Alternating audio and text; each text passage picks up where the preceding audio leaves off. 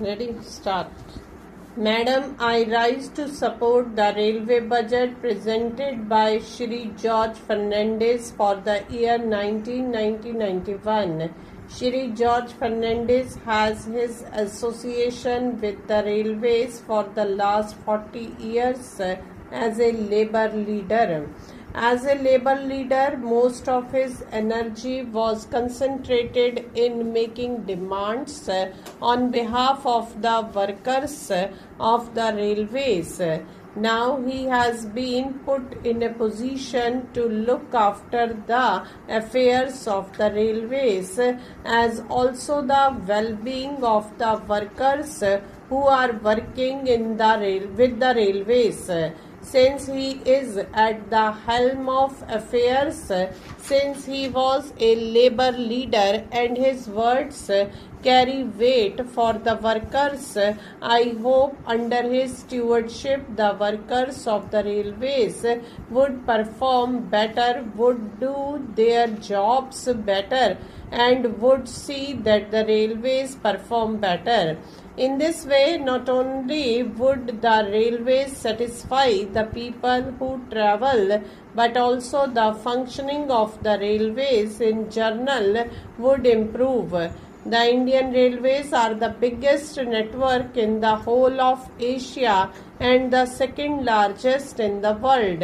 Not only the Indian Railways are big in size, but their problems are also big in proportion to their size, and the things that the people want the Indian Railways to do for them are also big. Sir Mr. Fernandes on the 2nd of February had come out with a status paper wherein he has given the current position of the Indian Railways, the problems that the Indian Railways are facing, and also the innumerable demands, including the demand for providing employment on a large scale in the railways to the unemployed. I hope that in this discussion on the railway budget, the participants would offer some constructive, useful and practical suggestions. Mr. George Fernandes, when he had to prepare and present this budget, had very little time to do that, probably less than 100 days. But even within that short period, sir, he has come out with some new ideas, with a new approach with regard to the functioning of the railways.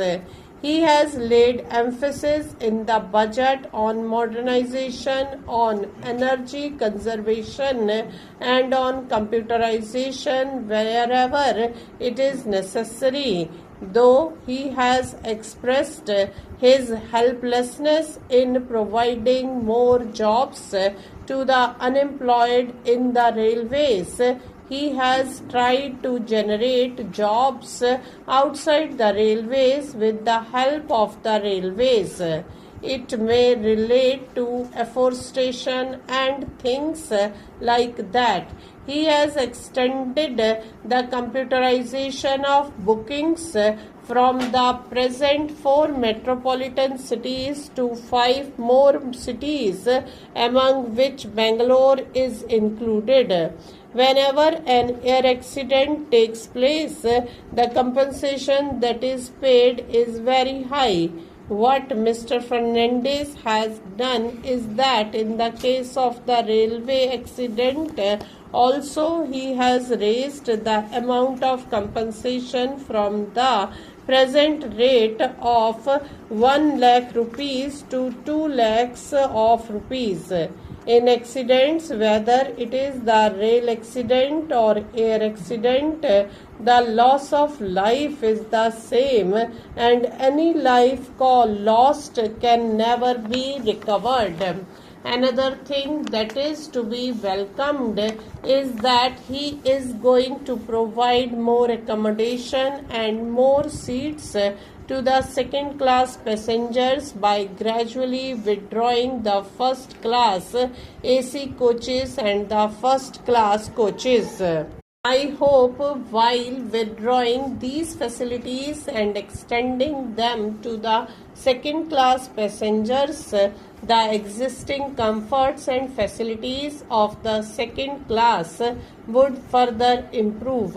I hope in all second class carriages cushion seats are going to be provided. Socialism is not leveling down, but socialism is leveling up. When we withdraw facilities from the higher level, the facilities for the lower level should be improved so that the traveling comforts for the lower level improve. Another innovative idea that Shri George Fernandez has thought of amidst the constraint of resources is financing the West Coast Railway line, which is popularly called the Konkan Railway Line. This railway line was initiated when Professor Madhu Dandavate was the railway minister about 12 years ago. Once that government went out of power, this scheme got put into cold storage. Of course, in the last year's budget, Shri Madhavrao Sindhya had made some provision for construction of the line from Mangalore to Udupi, but the construction work did not start. Now, Shri George Fernandez has come out with a novel idea of associating the states which are going to benefit out of it, namely Maharashtra, Goa and Karnataka, by raising certain contributions from these three states, by raising certain contributions from the public and certain contributions from the railways as well as from the general exchequer. If this scheme had not been thought of and if this had not been taken up in the normal course and under the normal procedure, this railway construction would have taken 15 years to complete. Now that a new method of financing this project has been initiated, the railway minister has promised that construction of this railway line is going to be completed within 5 years.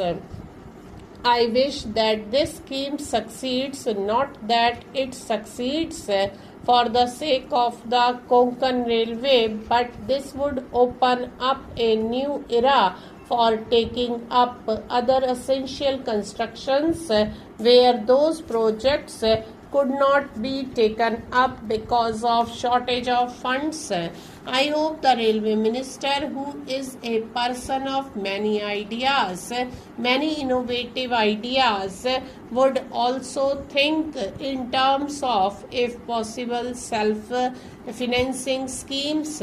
Every year costs go up. Any project that is done today is cheaper than it would be tomorrow. He, in his status paper, has asked whether the money should come from the central government or whether it should come from the Railway Finance Corporation or from market borrowings, where it is going to cost a little more. In any case, I personally feel that these projects, important projects, should not lag behind on the grounds of funds not coming from the central government or state governments. Even if it is costly, the money should be borrowed from the Railway Finance Corporation. Stop.